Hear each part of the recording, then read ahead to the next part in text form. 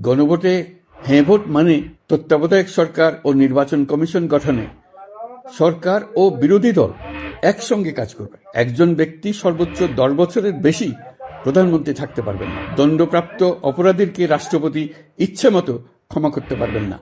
সব ক্ষমতা একজন প্রধানমন্ত্রীর হাতে থাকবে না। সরকার ইচ্ছে মতো সংবিধান পরিবর্তন করতে পারবে না। গুরুত্বপূর্ণ পরিবর্তনের জন্য জনগণের সম্মতি নিতে হবে। এতে আরো বলা আছে, বিরোধী দল থেকে ডেপুটি স্পিকার ও সংসদের গুরুত্বপূর্ণ কমিটির সভাপতিরা নির্বাচিত হবেন। বিচার ব্যবস্থা স্বাধীনভাবে কাজ করবে। সংসদে নারীদের প্রতিনিধিত্ব বাড়বে। ক্ষমতার ভারসাম্য রক্ষায় পার্লামেন্টে একটি উচ্চ কক্ষ গঠিত হবে। আপনার মৌলিক অধিকার আরও সুরক্ষিত হবে।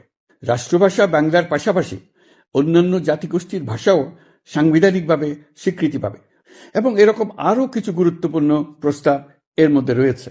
আমি আপনাদের সকলের প্রতি আহ্বান জানাই, আগামী নির্বাচনে গণভোটে অংশ নেন। রাষ্ট্রকে আপনার প্রত্যাশা মতো গড়ে তোলার জন্য হেঁতে সিল দেন। নতুন বাংলাদেশ গড়ার চাবি এখন আপনার হাতে। হেঁতে সিল দিলে নতুন বাংলাদেশ গড়ার দরজা খুলে যাবে।